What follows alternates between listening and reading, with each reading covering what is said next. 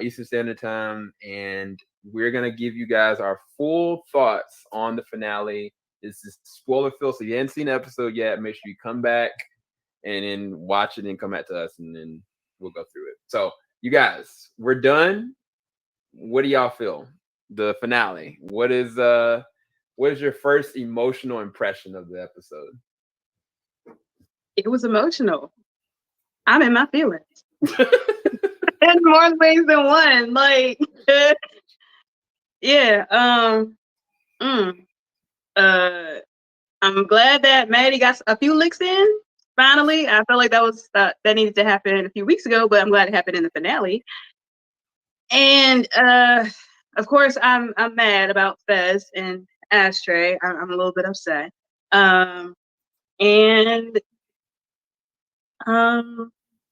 Yeah, it was just really emotional, especially that last conversation with Rue and Lexi. Yeah, that hit. It definitely hit. So yeah, fellas. All right, Ant, what's your emotional response to this episode?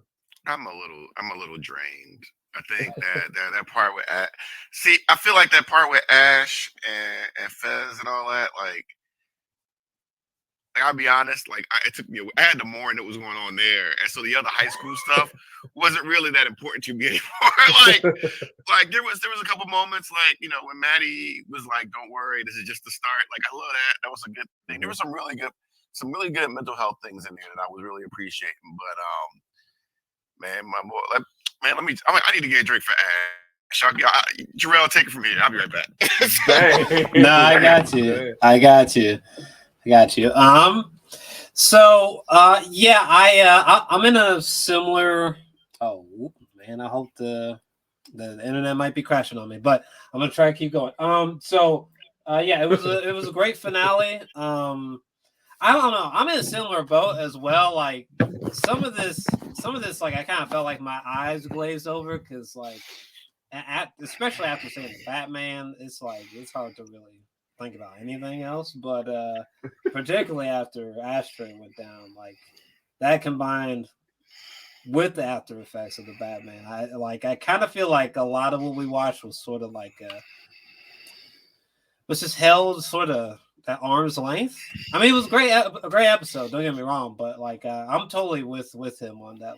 I just feel just drained. I need a nap or something. Right.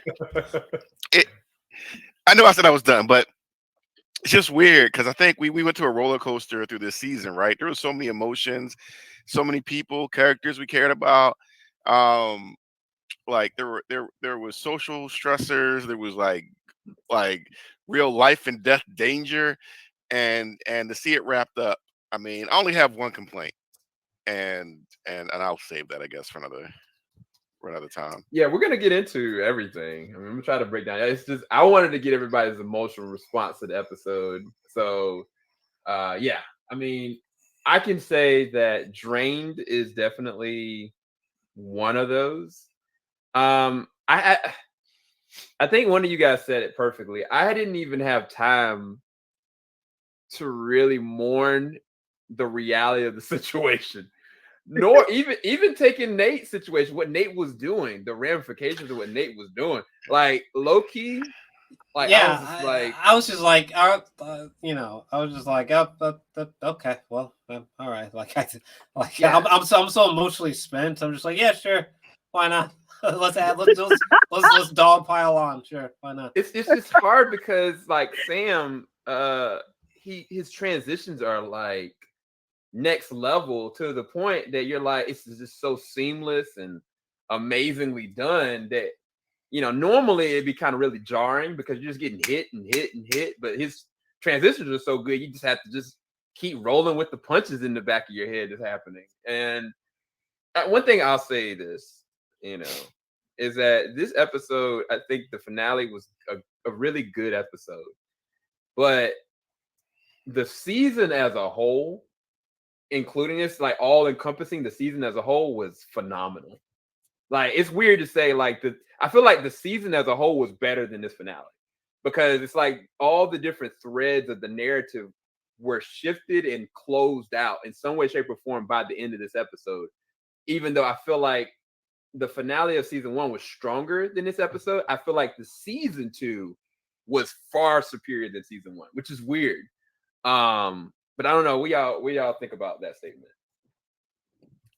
I think that if I have to view this whole episode, this whole season as one movie, right? And in a movie, Right. you have climaxes, right? Right. And you have the set pieces and the emotional thing is heightened to the crescendo, and now we had to come down. Almost like you're coming down from a high and you're crashing, right? So you get your high and then you crash, and then you have to Right. deal with the consequences. And I feel like that's what this was. And there's nothing wrong with that. It was I entertained thoroughly through this episode? Yes. Was I on the edge of my seated parts? Yes. Did it hit certain notes? Yeah. But it wasn't crackhead Rue running from the cops. It wasn't all the emotional blow-ups of Maddie finding out or you know how many guys I effed. Like it wasn't the mom crying on the phone to the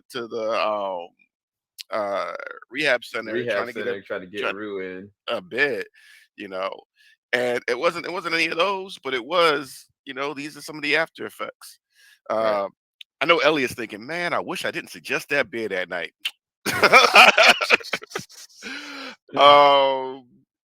Some of the stuff was a little too clean for me, and I could go into that, but overall, yeah, I think this was better than season 1. If I'm to be honest, Yeah. Yeah, we're gonna definitely talk about some of those threads, the things they left open. I'm assuming for season 3, the specific threads that I want to bring up. But what do you feel about my statement, Nat? I think for some story arcs, season 2 was better than season 1, or it was a progression from season 1, and then for other characters, not so much. But I do think there were definitely standout episodes. Just like season 1, I feel like it was overall a progression. But like Ant said, like this last episode, I am drained. I'm definitely drained. But I think it had to end maybe on this note. Unfortunately, I didn't really care. Like I cared, but I didn't care about Nate and Cal. Like I was like, what are you doing? Can we get back to other things? So what it sounds like, there's a trend here that the fact is that Fez went down, but not only did he go down, like his house went down, his brother went down, and there was absolutely nothing he could do about it. And even though Jarrell predicted it was going to happen, it still doesn't lessen the blow of it, And I feel like we haven't really talked it out, and I guess we should, because I feel like that the reality of that shakes the foundations more than the show allows us to, or at least this episode allowed us to. So yeah, how did y'all feel about the situation that went down with Fez, Ashtray, Faye, and just how it all went down, even how it was filmed or shot? Like I was like, they try to pull a heat on us. It's racist. I'm sorry. I'm trying to channel the audience from the play. Like that was that light mood. Sorry. Go ahead. How do we feel? I don't know. Man, that was the professional. Y'all remember like Natalie Portman's first? Yeah. Of course. The professional. Yeah, classic. Yeah. Classic. Yeah, classic. That's what this It is a classic. And every time I watch it, I kind of want to just keep walking. Just keep walking. Just get out. Just get out. And I feel like that's what I'm gonna feel about if I ever go through the season again. That's what I'm gonna feel about this moment. And the sad thing is I know that they wrapped it up nicely by blaming the drug woman. So because they have that little confession on there. So that's gonna get Rue out of danger, and so she's not gonna have to face her major consequences for losing all them drugs.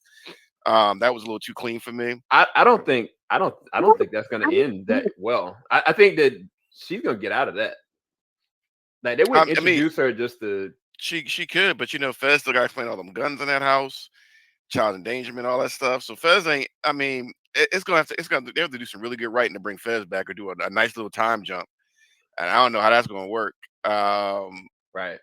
You know, I mean, I'm sure they can blame Ash for the stabbing, but I don't know, man. I'm sorry, guys. I'm a little hurt. I'm a little hurt It's by okay. this. It's okay. This is a venting moment. Like, let it out, bro. I need Ash to be the next Batman villain. Batman 2. Make him Jason Todd. That's right. Right. Daggone Right.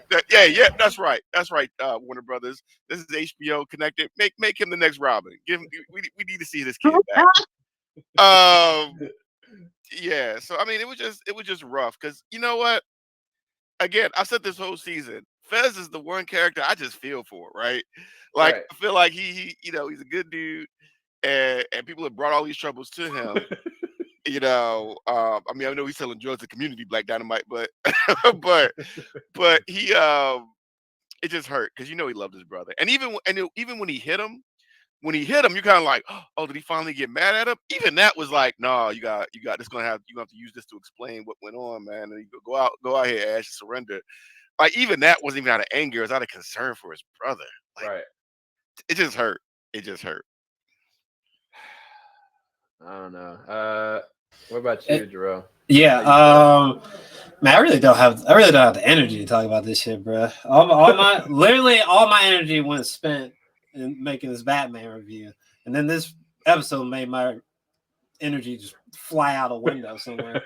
So never mind this fucking Fez nightmare situation. Let me really think about this Fez moment. I mean, for one, I had already had a sinking suspicion that there's no way Ashtray was making it out alive this season, which he certainly did not. First off, Ashtray, he literally went out like what was Jeremy Renner's character in The Town? There's a very curious You're right. There's very similar he a little mini Jeremy connection there, but yeah, he went out like a triple OG, triple as I knew he would, you know. And so that was interesting. What I did not anticipate was sort of I knew that Fez wasn't gonna die, but I guess I just didn't anticipate like, damn, Fez is in a really bad spot. My man's got a bullet in his gut. He literally like watched Ashtray just get nailed in the head, which is like the most insane level of inception I think I've ever seen. You know, I thought the tension, the suspense was done really great. Also, really shout out to the guy who plays Fez. I can't remember his damn name. I think it's like Angus or August, some shit. Angus. But I thought he did great because I know there's been like a small group of people who've been saying like he can't act, and everything he did in this episode, in my personal opinion, is what you would label as acting, and he did convincingly. Right. Like after he hit Ashtray and like the way that he was talking to him, and he was like, "It's my fault, bro. Don't even worry about it. It's just me, man." Like he was acting, all right. Maybe not Emmy win worthy, but he was acting, all right. Right.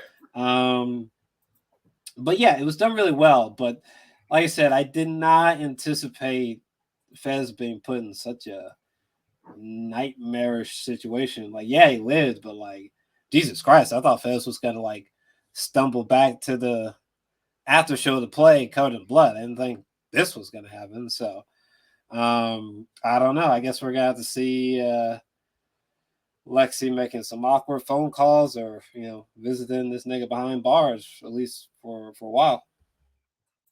She still ain't getting none. God damn it. So, Nat, how you feel? I know it hurt your heart, but that broke my heart. But it actually kind of reminded me of Set It Off too, like how they kind of like went off, like how Ashtray kind of like went out. But yeah, I was just I'm sad. Like that's just I wanted so much for Fez to just make it to the play, just be happy, just have that one moment, maybe have a kiss. We didn't even get a kiss. Come on, man.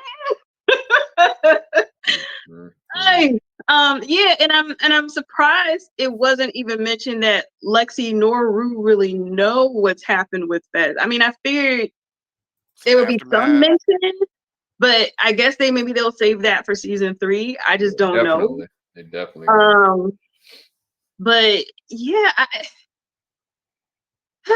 when Fez got shot and it was low key because of Ashtray, I was like, oh, don't, oh, just, oh, like, oh. Right. And he took out the cop too. I was like, wow, oh yeah, he's done. He's so done. And I was low key thinking about how some old folk get treated by the police when they get raided.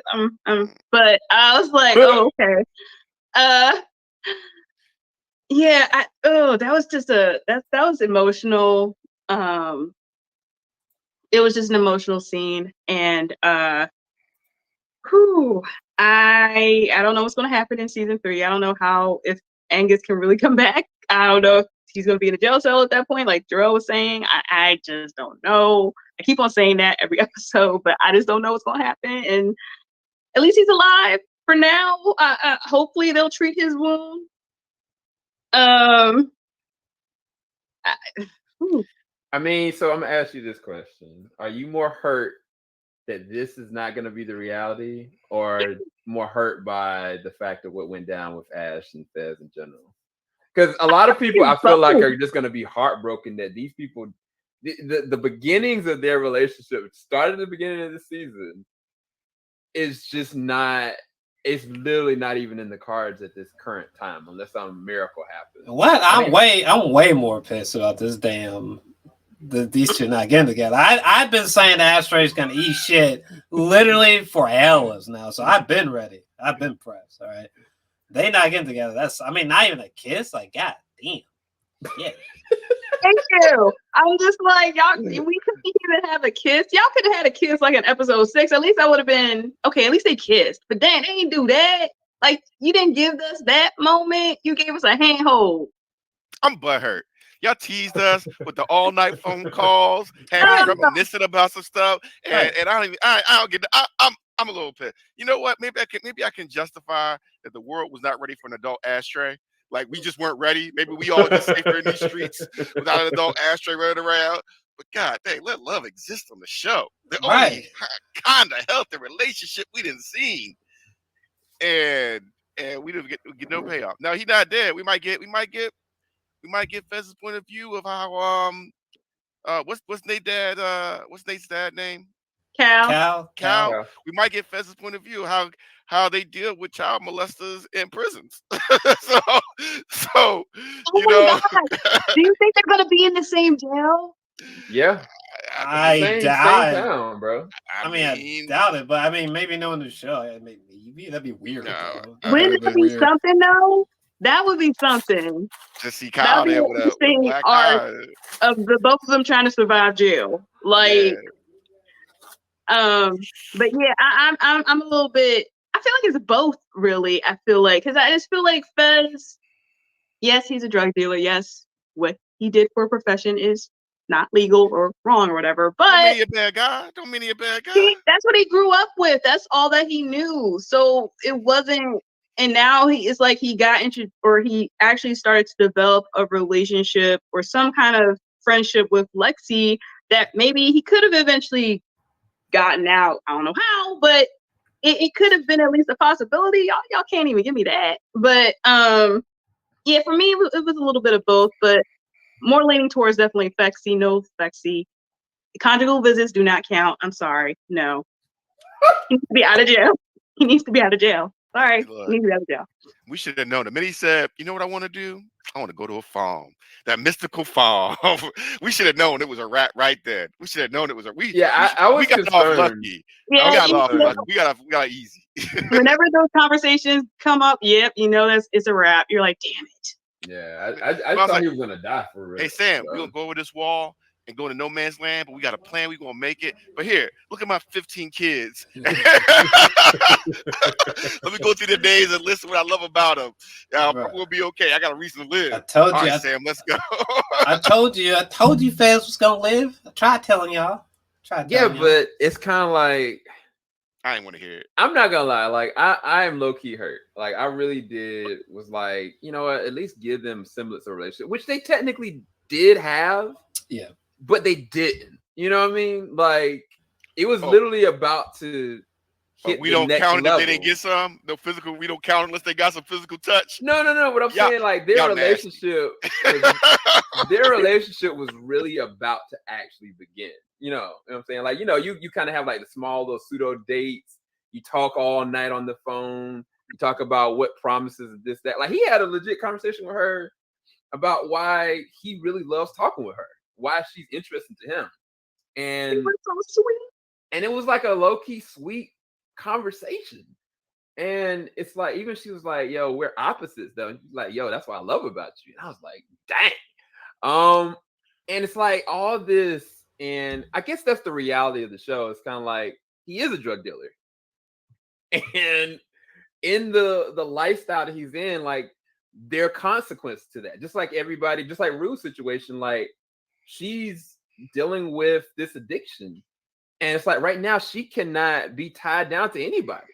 And I think that Ali said that. I can't remember if she said it in that episode that at the diner, or if it was another episode in this season. But he said, like, look, right now you don't need to be with anybody. Like, you need to find a place of healing. And she's finally got that resolution, but she ends up with absolutely nobody because she knows if she goes this way, that's going to cause more of their addiction. If she goes this other way, it could lead into more of addiction. But I don't know, man. I think the reality of the show is really fascinating to me.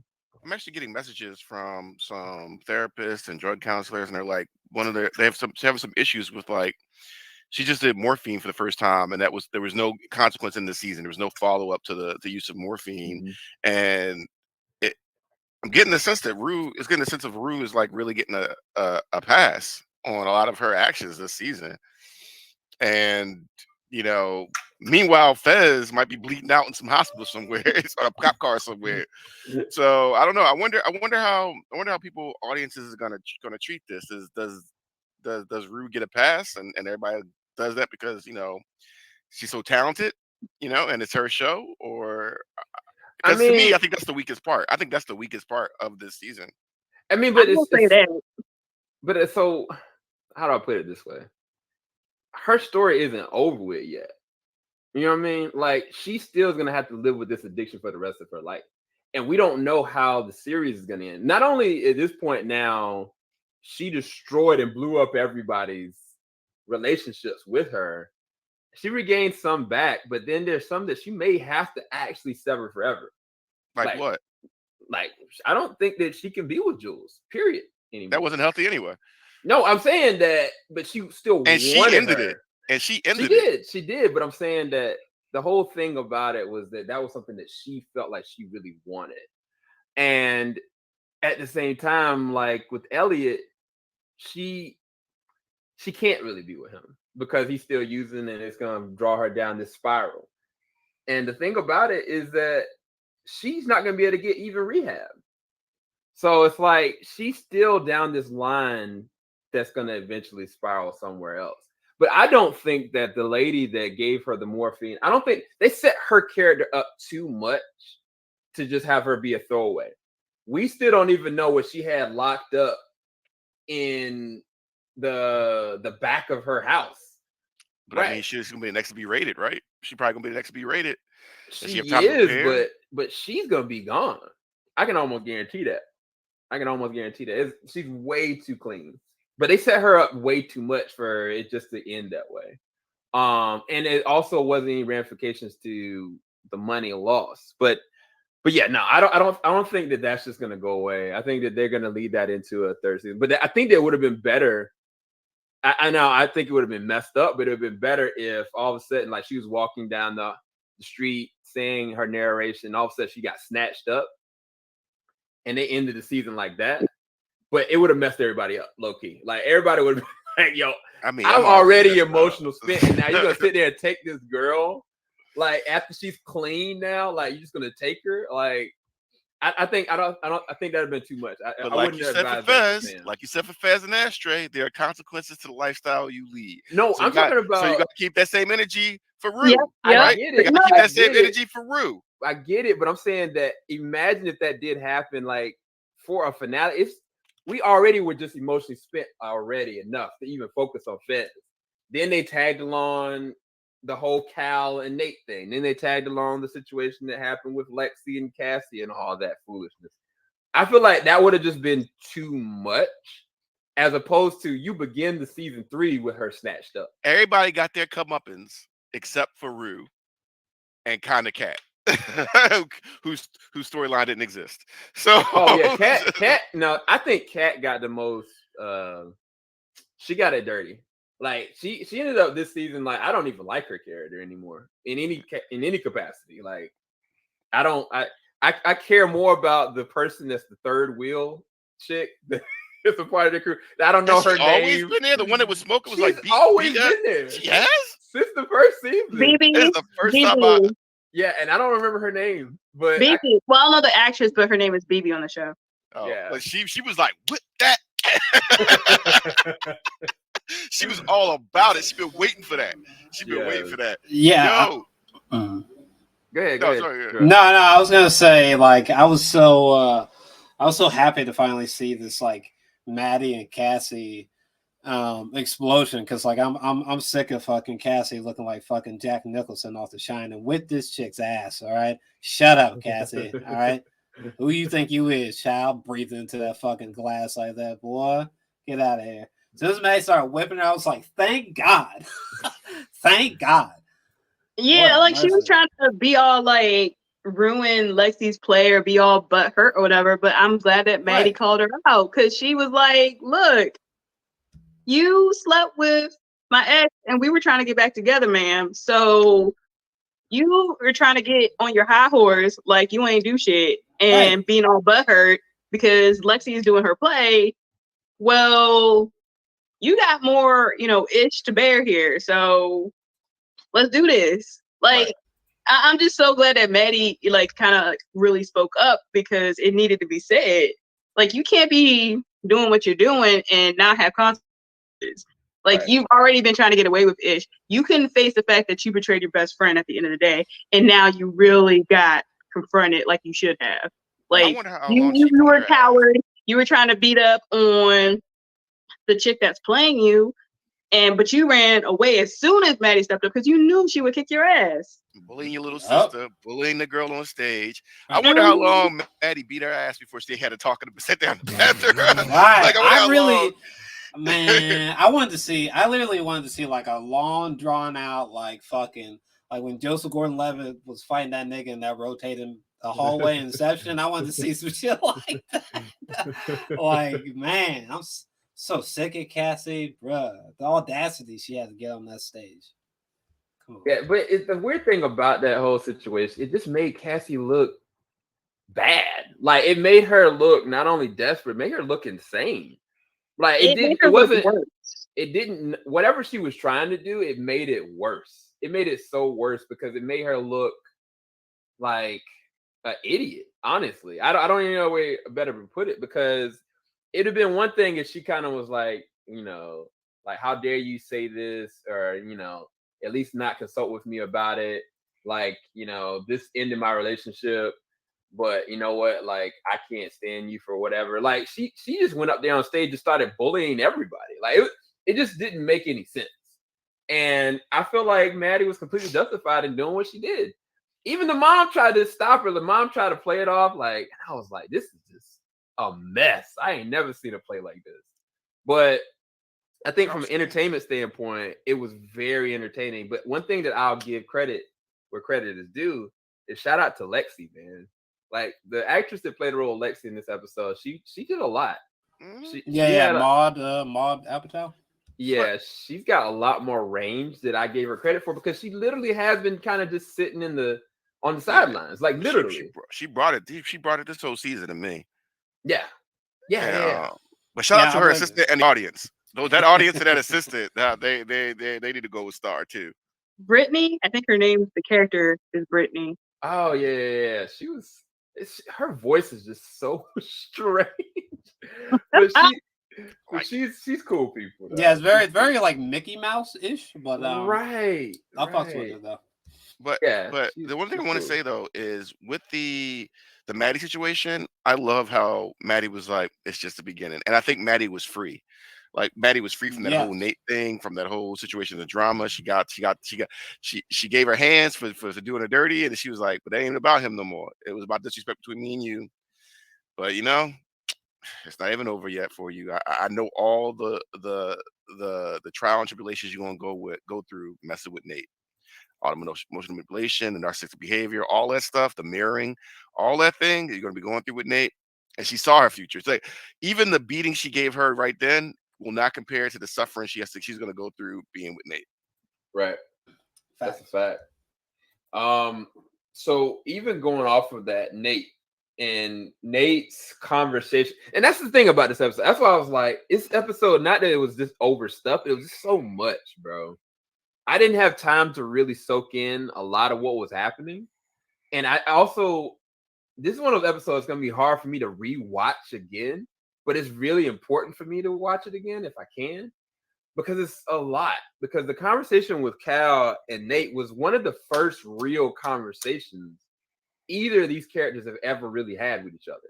Like, it was so deep seated that I was like, man, this is some real rich conversation right here, but it's so toxic and sick at the same time. So how did y'all feel about the whole Cal and Nate conversation and how it went down and the way Nate kind of played it ultimately? It was a little inconsistent with me because I felt like they just talked about in episode 6 that he wasn't trying to let him kind of go down because of the business, but now you turn stuff into the police. Like, where's the consistency in that? Did you change your mind? I guess, but or was that the straw that broke the camel's back when with Lexi's play? That's when or were you already putting stuff in motion? So I just 2 episodes ago, remember he was talking to Jules and he gave her the disc. And right. he said to Jules, like, and because Jules was like, why are you helping me? And like, why are you giving this to me? He was like, well, I was keeping somebody's secret that didn't deserve it. That same episode, he kind of had that falling out with his mom. And I think from that point, like, he was like, I'm done with all this.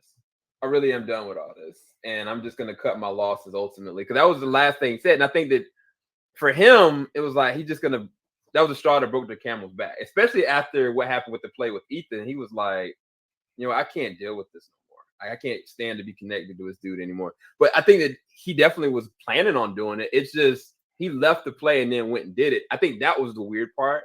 But I caught that what he meant was when he was saying to Jules that he's done protecting this man's secret and his legacy, even if that meant burning it down at this point. So I think that he made that conscious decision to do it.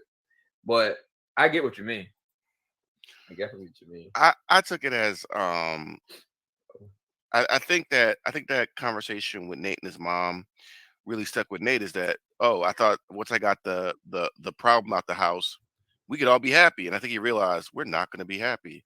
And Right. I think it was again, you ever see children that are upset? They want you to be upset, right? They're angry and they don't really know how to express it, so they want you to be angry. Yeah. And some people are like that too. And so like he's like, I'm upset. I'm not gonna be happy, so you don't get to be happy. Like Right. you don't get to blow up everything and go. And he said and then we can't move on. But the same thing is like, no, you don't. I thought the problem was going to be gone, but I'm still stuck as who I am. Our family is still messed up. I still don't feel like I'm connected to anybody. So no, you don't get to have an happy ending because I don't think I can have a happy ending. Right. Even down to Nate making this really harsh comment about him looking at it when he was a young age, seeing what his dad did, and then also imagining him dad doing that to him in front of everybody. It was go ahead. No, it was just different levels of abuse, and Mhm. and Nate kind of like Nate didn't have a chance. Like Nate just didn't have a chance, and he's smart enough to know sometimes being intelligent is a curse, and I think, but I think he wasn't prepared for Cal to take responsibility the way he did. Right. I really think he wasn't prepared for that, but he already put his plan in motion. Yeah. Like yeah, that, and I wonder if we're going to see Nate deal with those consequences of something he started and couldn't stop. I wonder. I don't know if we are or not, but Yeah. The conversation I think needed to be had, and like you said, both you and both Sam and Ant, Cal didn't deserve to really live happily ever after because he did some shit. Like he didn't deserve that, and Nate's kind of right in that sense. There are consequences. He can't hide behind that forever. So I guess it needed to be done, but I just wonder what, again, the repercussions are, because they are a prominent family. Granted, Nate's like, F it, but what's going to happen now with him and Cassie? Is there even a possibility that they're even going to remotely get back together? Cassie's probably going to beg for it, and because she's convenient, Nate's going to be like, okay, whatever, maybe, I don't know. He's gonna use her for the cycle of abuse that he's been used to. Right. He's too used to it. Yeah, pretty much. And because of her issues, it's just gonna be probably even more toxic than with Maddie. I feel like at least Maddie kind of like she's a little more self-awareness, or she knows herself, and she has like her sense of self. Even though she had her issues with her parents, it's like she knows who she is, and she has a chance. Like, I think out of all of them, she probably has the best chance. She was dropping bars as far as advice this season. I was so happy. Mm-hmm. I was like, dang, Maddie, you be dropping some daggone good advice this season. Let me find out. Did we ever go back to the creepy woman that's spying on Maddie? Like, that's she got a dress. So apparently there was a camera. That's why they focused on the clock when she was in the room. For some reason, all of us missed it, but I was watching reactions like, oh, okay. So she wound up giving her the dress, or buying her a copy of the dress that she was trying on, or one of the dresses. In fact, it was the dress that she wore the first night that we met her, like, as far as the show. So I just thought that was interesting. And I guess it's amicable. Like, who knows if they're going to start something now that she's 18? I don't know, but I feel like Maddie could just go off in the sunset and just live her life. I want that for Maddie. At this point, I just want her to live her life. Live her best life, and that's like the level of petty that I would want for her. Just live her best happy life, and just see how much she dodged the bullet with Nate, with Cassie, and everything else. Like, she don't need to be friends with them and no associate with them in any way, shape, or form anymore. So with the what was it, the Cal and Nate thing, I don't know. I this might sound like a weird statement, but I almost felt like I kind of zoned out during that part, just because, I mean, first off, Sam has to have like watched Hard Candy at some point, because the amount of parallels between that movie and what happened here is insane. But yeah, like right from the beginning of the scene, like I kind of already knew where it was going, so there was kind of a weird distance between me and that whole revelatory scene with Cal's world crashing around him. Shout out to Cal staying true to his word on the whole transgender and gay thing. He really wasn't fucking around about that shit. But I don't know. It's I don't know. It was kind of hard to, because you really get the sense that, like, geez, like, we're really doubling down on the fact that, like, Nate's just, he's kind of like an incurable monster, you know? I don't know. I feel like that was my biggest takeaway. I just felt so weirdly. What? Nate's not an incurable monster? Yeah, I don't believe in incurable monsters. Okay. So I'm sorry, I didn't mean to interrupt you. Go ahead. Yeah, I'm not exactly anticipating a scene where like Rue's praying and like we see Nate sit down beside her and he's praying and then like he starts being good. But anyway, but yeah, no, I kind of view him that way. Much like Rue, I'm not anticipating a happy ending here. And it was interesting to see. Well, I guess another thing to note was his reaction to his dad's reaction to the police coming in. That was curious to me. It seemed like Nate was caught off guard by his dad's reactions. I just thought that was curious. That's the only other thing that sort of substantially stood out. So this brings me to my point, and I was talking about plot threads that they just kind of leave wide open. I mean, of course, the evident ones, which is really obvious, like the Elliot, plot thread, or what does that actually mean? What does that symbolize for their friendship relationship moving down forward? But taking Maddie, for instance, like her just wanting everything that this woman has, and like they not doing anything necessarily with it. Taking the person that Rue interacts with, which is the drug dealer girl, and how dangerous she really is, what's going on with the seller behind her. Even down to, of course, now the more evident thing of what happens to Fez moving forward with this. Like he technically Ashtray shot him, but then they saw him with the knife, which is blatant evidence he killed somebody. So it's like, what was the point? What was the point if they saw Fez had the knife? What was the actual point? So I feel like Sam left a lot of plot threads for another season, which is weird to say, because the first season, everything really ends. Like it ends on this like climactic thing, and where it feels like this feels like a part one of a bigger narrative where they're trying to go with it. But I was just curious you guys' perspective on the plot threads they just left out on the floor, so to speak. Because I don't know where certain characters are actually going, and I don't know why Sam made choices with some of these plot threads, just leaving them out like this.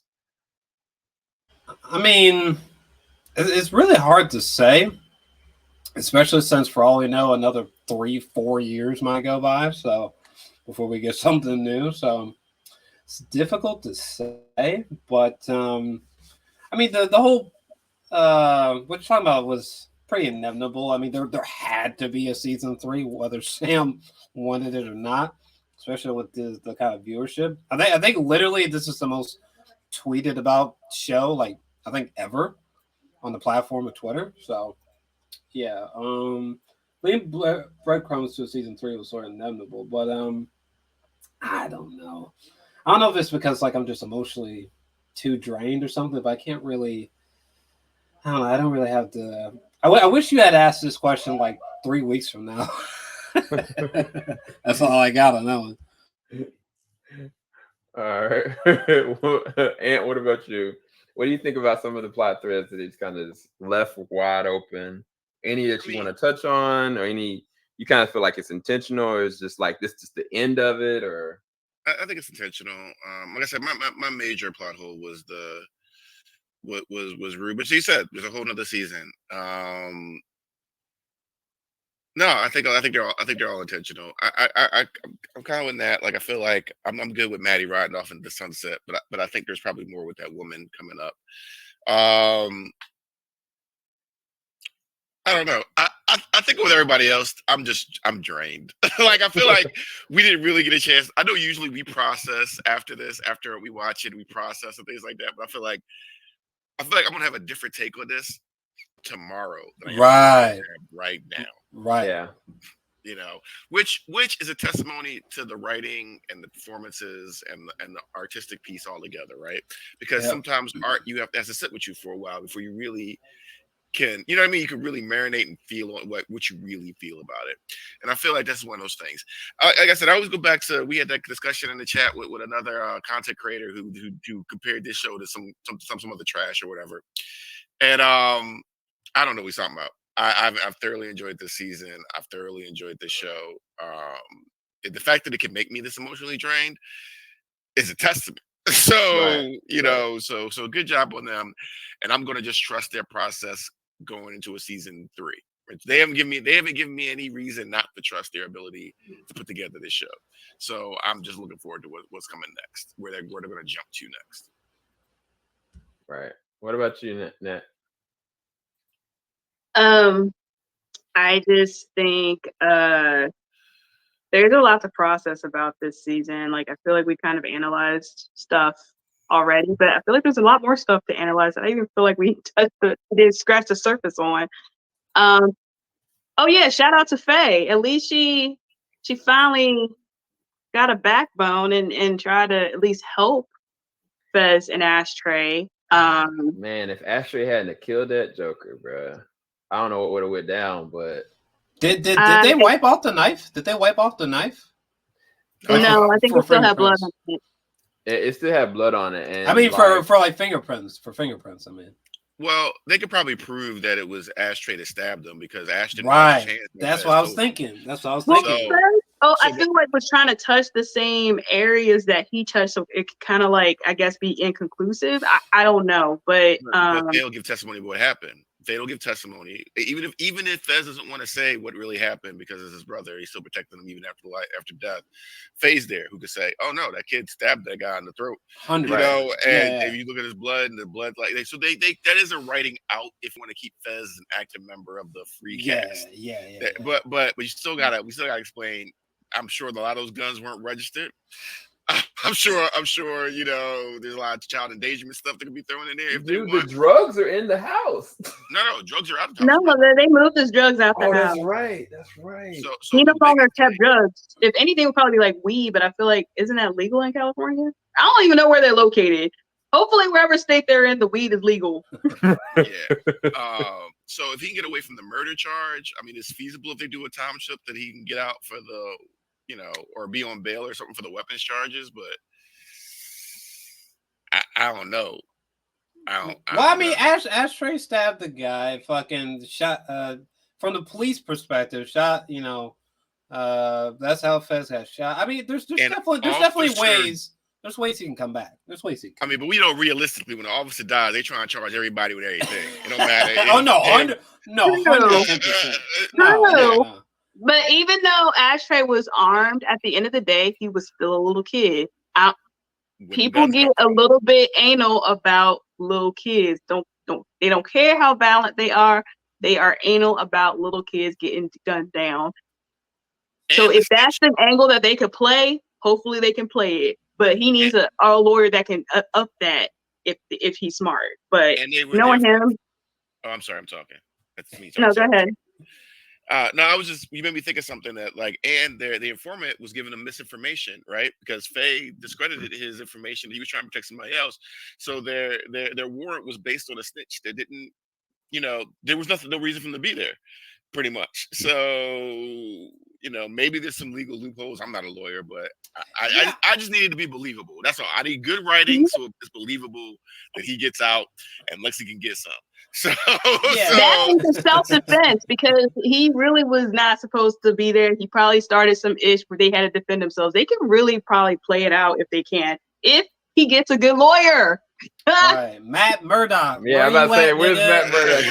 Nigga, where you at? Oh man, so yeah, I think we're gonna close out, you guys. I mean, shout out to Zendaya and this brother right here for their singing moments in the episodes. Yeah. Wait, this is real tattoo. He has an Apple symbol on his face. Yeah, he's been had that. Sure, why not? Dude.